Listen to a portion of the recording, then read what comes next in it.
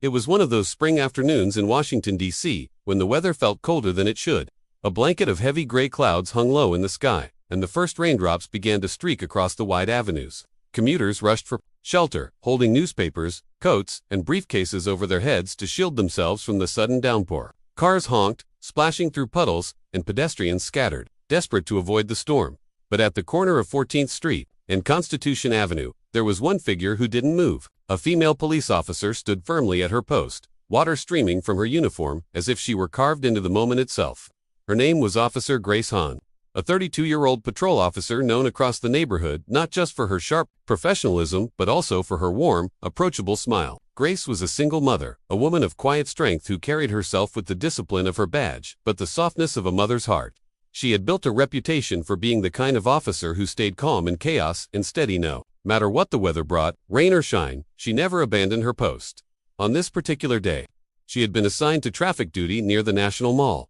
The order had come because of an unannounced presidential visit. President Donald Trump was making his way into the city. Grace's shift had started at 7 that morning, and by noon, the drizzle had turned into a relentless downpour. Most people would have asked for cover or at least sought temporary relief, but Grace stood where she was placed, her eyes alert, her body firm despite the water soaking through every layer of her uniform. Just a few blocks away, inside the comfort of a sleek black SUV that was part of the presidential motorcade, Donald Trump glanced out through the tinted windows. The streets blurred through the rain, but one image caught his attention: a lone officer, standing unshaken in the storm, directing traffic with disciplined precision. Trump narrowed his eyes and turned to one of his aides. "Why is she still standing out there in that rain?" he asked, his voice marked with surprise. No one in the vehicle had an answer, but Trump didn't look away. Something about the sight of that drenched officer, stoic, focused, almost unbreakable, pulled at him in a way he couldn't explain. Back in a modest apartment in Anacostia, Grace's life was very different from the sharp uniform and firm posture that the public saw. At home, she was simply mom. She lived with her 10-year-old daughter Lily, who was the center of her world. Grace had joined the police force straight out of college, fueled by a determination to serve her community with honesty and compassion. Her late husband, Marcus, had been a firefighter who gave his life in the line of duty 5 years earlier. Since that day, Grace had carried the dual burden of parenthood and service, often stretching herself thin with extra shifts just to make ends meet. Her neighbors called her a guardian angel in uniform, though Grace never saw herself that way. To her, she was just someone doing what needed to be done. Life had dealt her hardships, but she raised Lily with a steady hand and an abundance of love. Every morning began with the same ritual, Grace whispering encouragement before she left for work. That very morning, she had kissed her daughter's forehead and said softly, "Be good in school today, okay? Mommy's got a long day ahead." She could never have imagined how different this day would turn out. As the motorcade approached the congested area, Trump's gaze returned to the figure in the rain. The officer's cap dripped with water, her uniform clung heavily to her frame, yet her hand gestures remained sharp, guiding vehicles and pedestrians with flawless composure. "She's soaked through," Trump muttered to himself. The Secret Service agent riding up front glanced back and explained, "That's Officer Hahn. Sir, people around here know her. She's got a reputation for this kind of dedication. Locals really respect her." Trump leaned back in his seat, his eyebrows lifting. "She didn't even look our way," he noted. "She's not out there for recognition. She's just doing her job." It was rare to see someone working without expectation of reward or attention. That rare quality struck Trump deeply, and in an instant, he made a decision that caught even his own team off guard. "Stop the car," he ordered. The motorcade faltered. The agents exchanged uneasy looks. One leaned closer. "Right here, sir." In the middle of the rain, Trump nodded firmly. "Yes, right here, right now." Moments later, the convoy came to a halt. The door of the black SUV opened, and out stepped Donald Trump without an umbrella, without the press trailing behind, only with determination written across his face.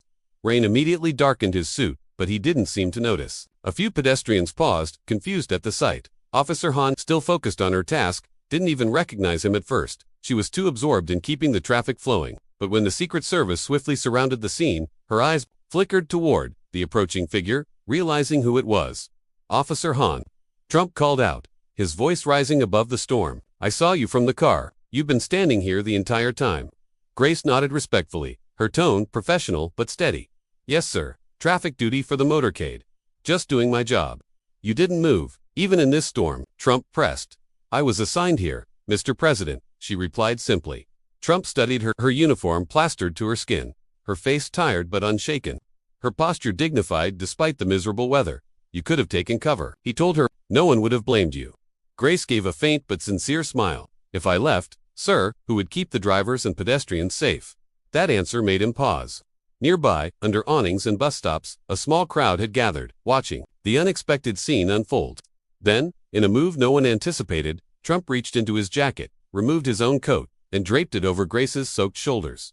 The crowd gasped audibly. Across the street, a teenage tourist with a smartphone captured the moment. Within minutes, the video would explode across social media. The image of a drenched officer standing tall with the president's coat draped around her shoulders spread. Like wildfire, comments poured in almost instantly. Real recognizes real. That officer is a true hero. Politics aside, this is what humanity looks like. The image became symbolic, not just of one officer in the rain, but of the thousands of unseen sacrifices made quietly every day. Trump lingered, speaking to Grace about her background. She told him, in brief words, about her daughter, about her late husband, about why she stayed at her post, no matter what. He listened intently, visibly moved. Finally, he said quietly, "You remind me what real service looks like. Let's talk again soon." Then, soaked to the bone, he returned to his car. But the ripple effect had already begun. Asterisk.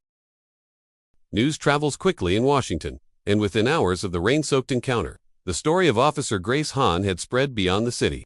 Social media platforms buzzed with the viral video, and news outlets scrambled to cover what had happened. The headlines wrote themselves. Officer Grace Hahn stands tall. In storm, President Trump stands with her. Grace, however, wasn't glued to a screen or caught up in the frenzy. After finishing her shift late that evening, she trudged home to her apartment in Anacostia, her body aching from hours in the cold rain. Her daughter, Lily, was waiting by the door with open arms. "Mom," she exclaimed, hugging her tightly, "you're all over the internet." Grace raised an eyebrow, confused. "What are you talking about?"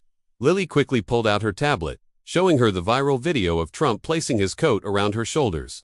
The comments scrolled endlessly from across the country praising her dedication, calling her a hero. Grace shook her head slowly, both surprised and embarrassed. "I didn't do anything special, sweetheart," she said softly, brushing Lily's hair back. "I just did my job." But Lily's eyes sparkled with pride. "Mommy, people finally see you the way I do." By the following morning, Grace's precinct was overwhelmed with letters, phone calls, and messages of support. Veterans, teachers, nurses, and everyday Americans wrote to thank her for standing strong. They related to her dedication, many saying they too worked jobs that often went unseen and unappreciated. The principal at Lily's school even called to say, "Your daughter is beaming with pride today. She can't stop telling everyone that her mom is a hero." Grace tried to stay humble, repeating the same line in interviews she reluctantly agreed to. "I didn't do anything extraordinary. I just stood where I was supposed to." Still, her story resonated in a nation often divided. For once, people across political and cultural lines found common ground: the quiet nobility of duty. 2 days later, as Grace was preparing Lily's dinner, the phone rang. The caller ID showed an unfamiliar Washington number. She hesitated before answering. "Officer Hahn," a formal voice said, "this is the office of the president. The president would like to invite you to the White House." Grace froze, thinking it must be a prank. But within the hour, an official vehicle pulled up outside her apartment building. Her neighbors peered curiously through windows as suited agents escorted her to the car. Lily hugged her tightly before she left, whispering, "Don't be nervous, Mom, you deserve this." Inside, Grace's heart pounded. She had never sought recognition, and the idea of stepping inside the White House felt surreal. When she arrived, she was ushered into the Roosevelt Room, where President Trump stood waiting with a group of veterans, law enforcement officers, and staff. He greeted her warmly. "Grace, we're not here to thank just a police officer," he said. "We're here to thank a hero." The room erupted in applause. Grace felt her cheeks flush as she tried to collect herself. Trump gestured toward a large screen where images of nurses, firefighters, soldiers, and police officers appeared. "These are the people who hold this country together," he said. "They show up every single day, often unnoticed, often unthanked. What you did that day reminded us of them, the invisible heroes." Grace blinked back tears, her chest tightening with emotion. When she was asked to speak, she stepped hesitantly to the podium. "I'm not used to giving speeches," she admitted, her voice trembling, "but I do know this. There are thousands of people like me, out there every day, just doing their jobs quietly. I just happened to be noticed." She paused, glancing down at her hands, then looked back up. "My husband used to say, service is sacred, even when no one sees it. He died in uniform as a firefighter, and he never looked for recognition. He only looked for purpose. I try to live the same way." The room was silent, many wiping their eyes. Trump leaned toward one of his aides and whispered something, already making plans. Later that afternoon, Grace was escorted into the Oval Office for a private conversation. She sat nervously across from the president, unsure what to expect. Trump leaned forward. "You mentioned your daughter, Lily. Tell me about her." Grace smiled softly. "She's 10. She wants to be a writer, always scribbling stories and poems." Trump nodded thoughtfully, then opened a drawer in his desk. He pulled out an envelope and slid it across the table. "Grace, this is for her," he said. She carefully opened it. Inside was a fully funded, presidential education grant, guaranteeing Lily's future tuition at any school of her choosing. Grace's eyes widened. "Sir, I didn't ask for this." "You didn't have to," Trump replied firmly. "You earned it." Tears welled in her eyes. "Thank you," she whispered, her voice breaking. "From both of us." When she walked out of the Oval Office minutes later, Lily was waiting in the hallway. The moment Grace showed her the letter, they embraced tightly, both crying, both overwhelmed with gratitude. Back at her precinct, Grace returned quietly to her beat. She declined most interviews, avoided endorsement offers, and kept working as she always had. But the ripple effect of her story was undeniable. Officers across the city began stepping up in small but powerful ways. A rookie volunteered to cover for an older officer struggling with health issues. A sergeant donated part of his bonus to pay for school lunches. Even local citizens began showing newfound appreciation. Coffee shops offering free drinks to officers. Children waving as patrol cars passed. Neighbors chalking messages of gratitude on sidewalks. Grace's simple act of standing in the rain had reminded people of something essential: that service, even when unseen, still deserved respect. Her captain pulled her aside during roll call one morning and said, "You didn't just make us proud, Grace, you made us better." 3 weeks later, Grace received an unexpected letter from the National Police Memorial Committee. They invited her to speak at their annual ceremony in Colorado Springs, alongside Gold Star families, veterans, and civic leaders. Grace hesitated at first. She wasn't a public speaker. She was just a patrol officer from D.C., but with encouragement from her captain and from Lily, she agreed. When she walked onto the stage in her formal blues, the audience rose in applause. She took a deep breath, steadied her trembling hands, and spoke. "Sometimes doing your duty feels like standing in the rain while the world drives past. But if even one person notices, if one person sees you, it's worth it." She shared her story not to gain praise, but to give voice to those who quietly served. When she finished, an elderly man in a Navy veteran's hat approached her, his eyes misty. "Thank you, Officer Hahn," he whispered. "My son would have been proud to serve alongside you." That night, back in her hotel room, Grace found a letter slipped into her pocket. It was from the father of a fallen officer. "My daughter once said she wanted the world to know cops are humans with hearts. Watching your story reminded me she was right. Thank you for making her proud, wherever she is." Grace held the letter to her chest, tears streaming, then placed it beside her late husband's badge she always carried when traveling. She whispered softly, "Marcus, I hope I'm making you proud too." She realized then her story wasn't just her own. It belonged to every invisible hero who had ever stood firm, even when no one was watching. The quiet barn seemed to hold its breath as Thomas finished reading the last words of his son's letter. The lantern's flame flickered, casting long shadows across the wooden walls. Trump sat still, his hands folded tightly. His usual commanding presence softened into something far more human. No cameras, no press, no aides, just a grieving father, a letter filled with love, and a president who was suddenly stripped of politics and placed face to face with raw loss.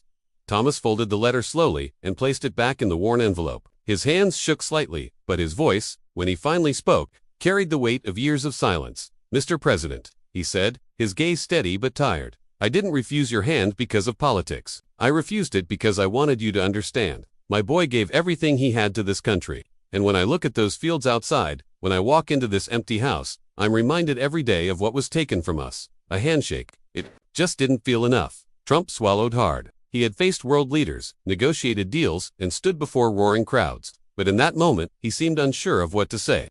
His voice, when it came, was quieter than usual. "Thomas, I can't pretend to know that kind of pain, but I can promise you that your son's sacrifice won't be forgotten. Not by me. Not by this country." For the first time since the president had entered, Thomas's eyes softened. There was no sudden reconciliation, no grand gesture of forgiveness.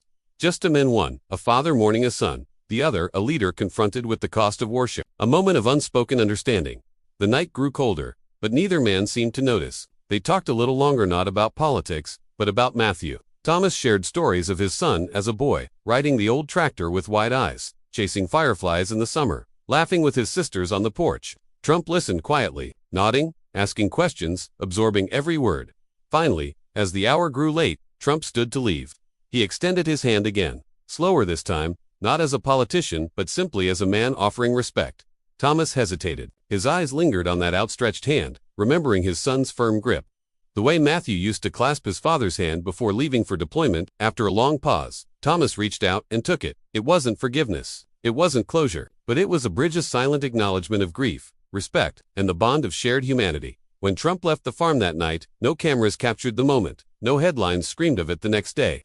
It remained between two men, one's heartbroken refusal and the other's humbled response. Thomas watched the motorcade disappear down the dirt road before turning back toward the barn. He looked up at the night sky, stars scattered across the Kansas darkness. "Rest easy, son," he whispered. "They'll know your name." And in the stillness of that farm, beneath the endless sky, the weight of silence carried more truth than any speech ever could.